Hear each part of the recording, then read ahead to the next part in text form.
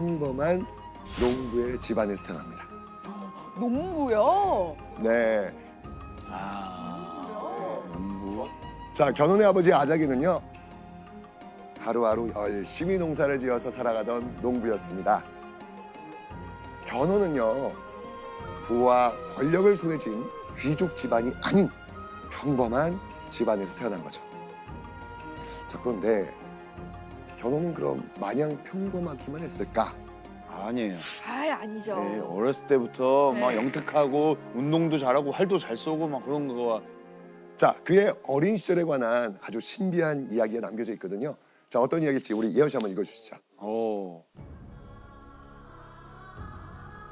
견훤이 태어나 아기 포대기에 쌓여 있을 때 아이를 수풀 아래 놓아두면 호랑이가 와서 젖을 먹였다.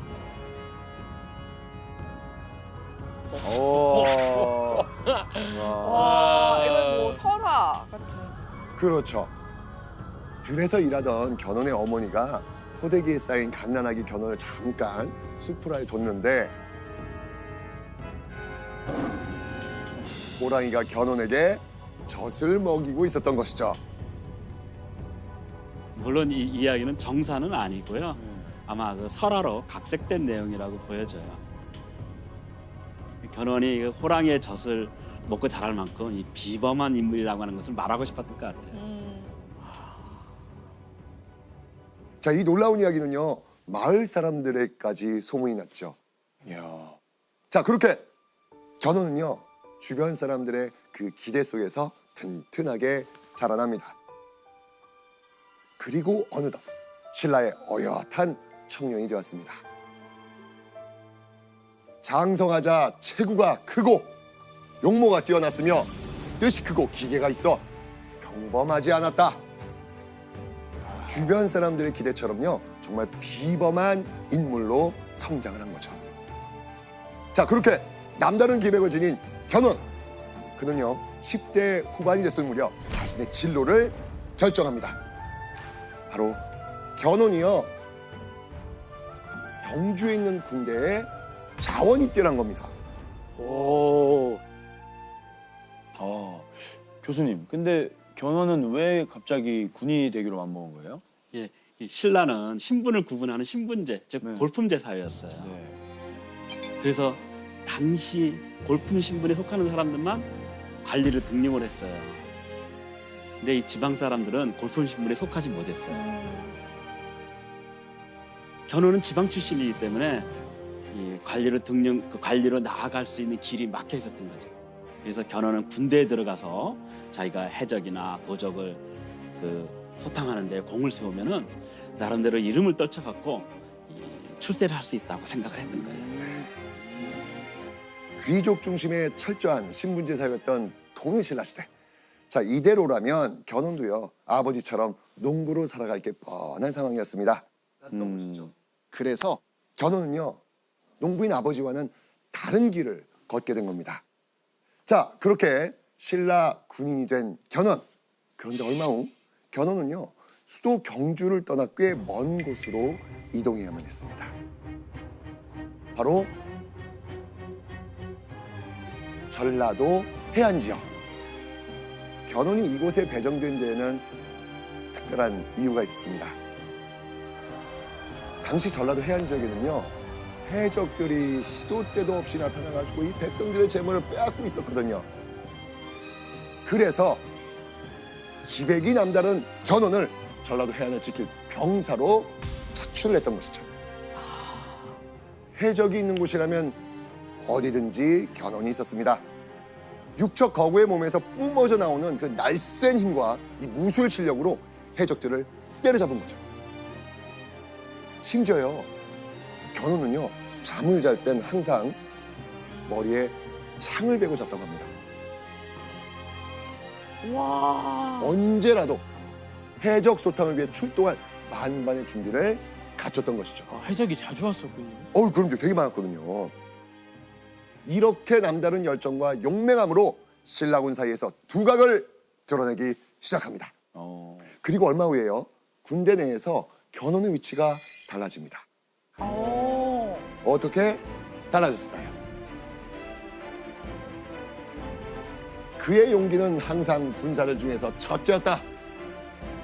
그런 노고로 비장이 되었다. 비장이 뭘까요? 비장. 우두머리 같은 거죠. 소대장 같은 거. 아유, 좋아요, 네. 좋아요.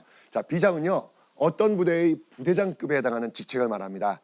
쉽게 말해서 일개 병사였던 견훤이 한 부대를 직접 통솔할 수 있는 지휘관이 된 겁니다. 신라 조정도 견훤의 용맹함과 능력을 인정한 겁니다.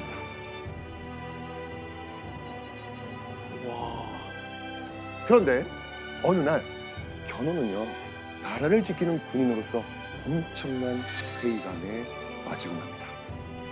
왜 그랬을까요? 당시 신라 귀족들은요, 뭐 1년 내내 풍요롭다 못해서 사치스러운 생활을 하고 있었습니다. 그러면서 귀족들은 세금을 내지 않고 농민들에게만 과도한 세금을 걷어들였습니다. 급기야 가난한 농민들이요, 집을 버리고 산으로 도망가는 사태까지 벌어집니다. 산으로 간 많은 농민들은 재물이나 식량을 약탈하는 도적대로 변하게 됩니다.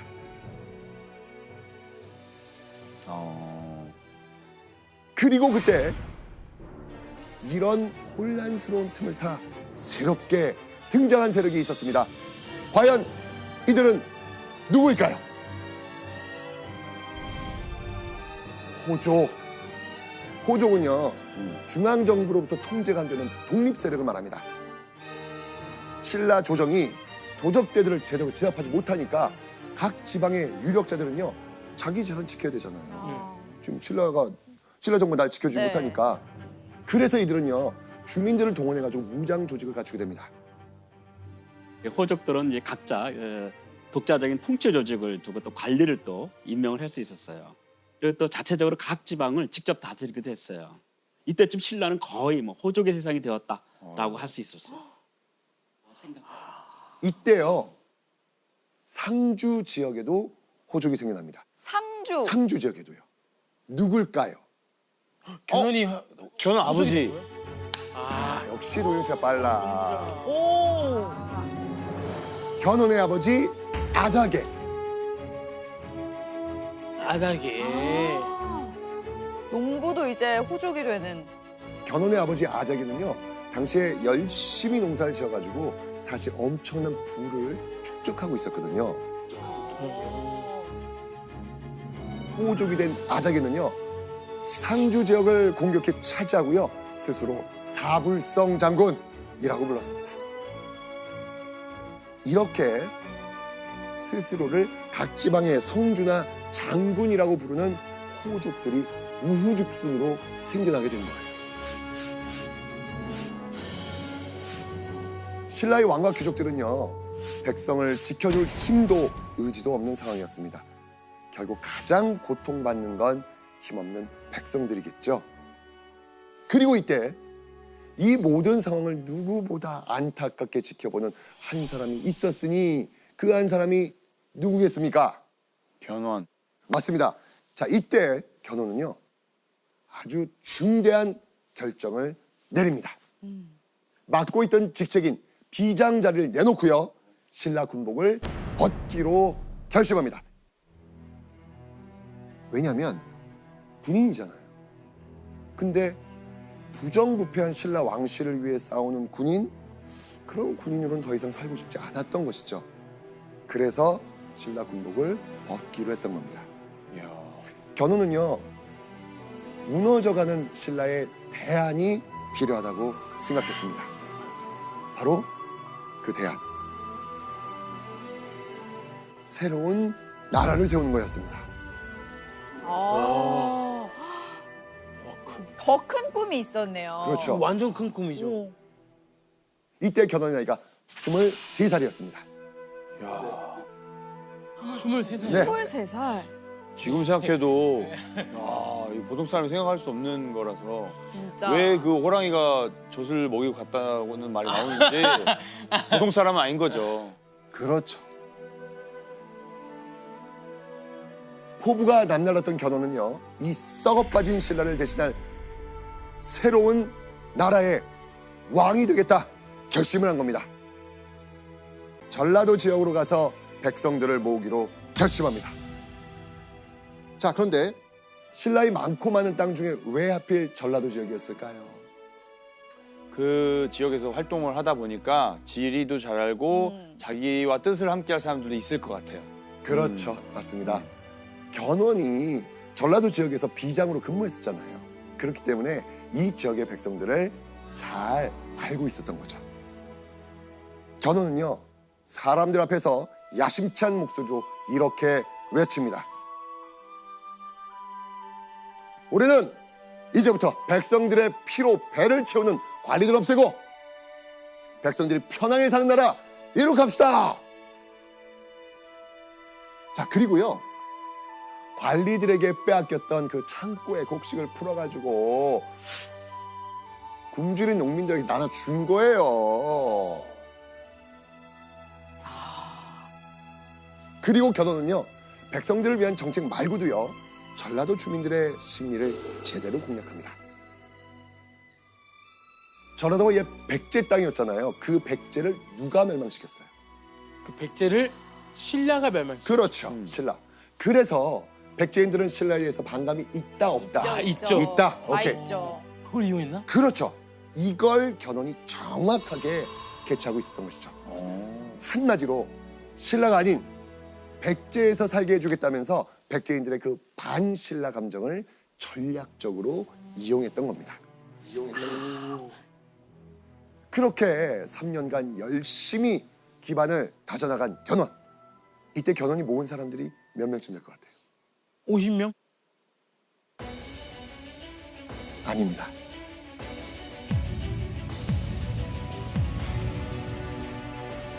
이르는 곳마다 메아리처럼 호응하여 무리가 5,000명에 달했다.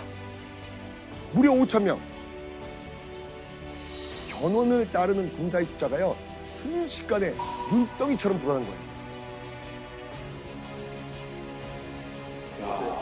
게다가 군사들 실력은요, 나날이 강해져 갔고요, 누구도 대적할 수 없는 강한 군대로 성장하게 됩니다. 견훤은 5,000명의 군사를 이끄는 명실상부 지방 부족이 되었던 겁니다. 기세가 너무 좋았잖아요. 맞습니다. 드디어 막강한 힘을 가지게 된 이 견훤. 자, 견훤에게는 어떤 포부가 있다고 했죠? 왕이 나라를 되고자 하는 그렇죠. 나라 세우기. 부패한 신라 조정의 반기를 들고 새 나라를 건국하겠다. 견훤 고심 끝에 큰 결정을 내립니다. 바로 탄탄한 군사력을 바탕으로 해서요, 더 넓은 영토를 차지하기 위해 나선 겁니다. 견훤은요, 전부터 노리고 있었던 바로 이 지역, 무진주 지역을 습격하기로 마음먹습니다. 무진주면 잠깐. 무진주면 광주? 우리 빅골인디? 맞습니다.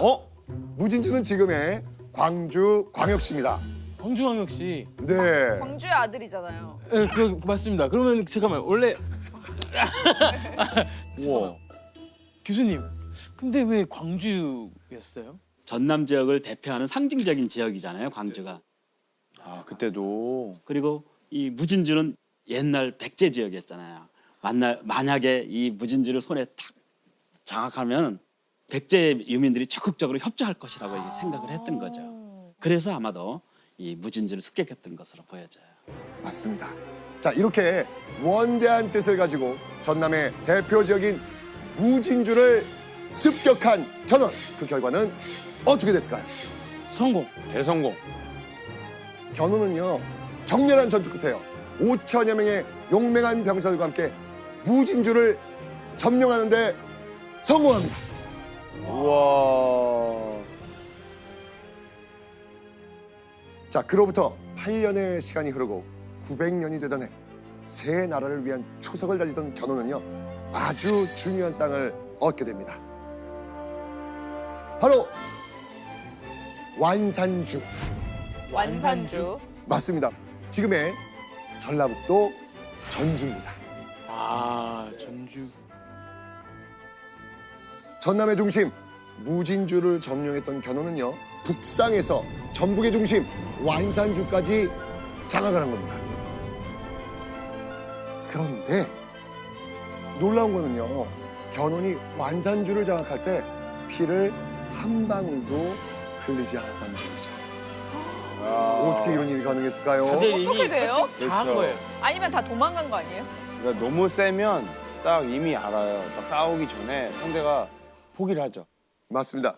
견훤이 백성들을 위하고 인재들을 아낀다는 소식이 널리 퍼져 있었거든요. 그러면서 완산주의 호족들이 스스로 백기를 들고 항복을 한 겁니다. 아. 자, 이렇게 세력이 커지다 보니까 완산주에 결국 유혈입성할 수 있었던 것이죠. 자, 그리고 얼마 후 34살의 견훤은요, 역사적인 순간을 맞이합니다.